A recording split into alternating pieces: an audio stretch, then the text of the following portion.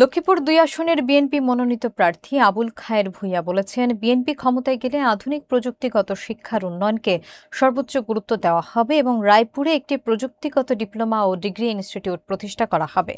বামনী ইউনিয়নের ৩ নম্বর ওয়ার্ডে অনুষ্ঠিত মতবিনিময় সভায় এ আশ্বাস দেন তিনি।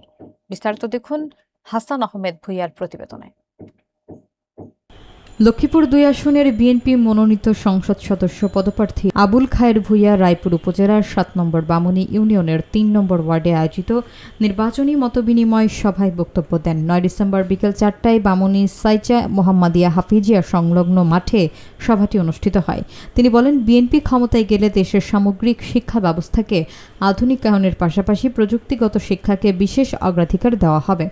তার বক্তব্য অনুযায়ী রায়পুরেই একটি প্রযুক্তিগত ডিপ্লোমা ও ডিগ্রি কোর্স চালু করার মতো প্রতিষ্ঠান স্থাপন করা হবে, যাতে এলাকার শিক্ষার্থীরা উন্নত শিক্ষার সুযোগ পায়।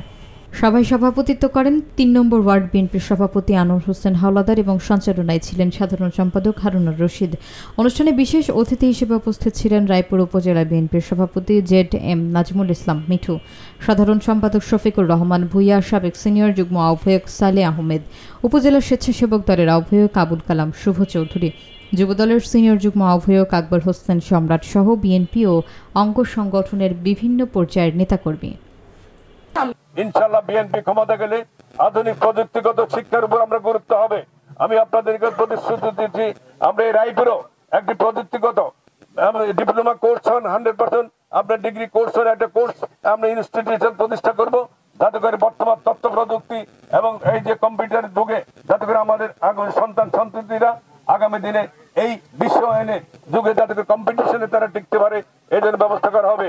আমরা সর্বোপরি হেলথ কার্ড দেওয়া হবে। স্বাস্থ্য কার্ড সম্পর্কে আপনারা বুঝেন, যদি শরীর ভালো থাকে আপনার এই স্বাস্থ্য কার্ড থাকবে, আপনার পুরানো যে রোগ এবং বর্তমানে যেখানে যাবেন বাংলাদেশে সেখানে গিয়ে ওই কার্ডের মাধ্যমে এর ইতিপূর্বে আপনার যে কার্ড দেওয়া হবে সে কার্ডের সব কিছু কিন্তু সেখানে নিবন্ধিত থাকবে। কার্ড দেওয়ার সাথে সাথে কম্পিউটার উঠে আসবে আপনার এর আগে কি ওষুধ ছিল, কোথায় কি ওষুধ খাইছে, আর বর্তমানে পজিশন কি। সরকারের তরফ থেকে বিনামূল্যে ওষুধ দেওয়া হবে এবং বর্তমানে যে আমাদের চিকিৎসক যারা আছেন ফাঁকি চুকি দেয় এবং তাদেরকে জনগণের যে ট্যাক্সের টাকায় তাদেরকে এখানে সুযোগ সুবিধা দেওয়া হচ্ছে। জনগণের নিকট তাদের দায়বদ্ধতার জন্য যা যা কিছু করণীয় সবই করা হবে।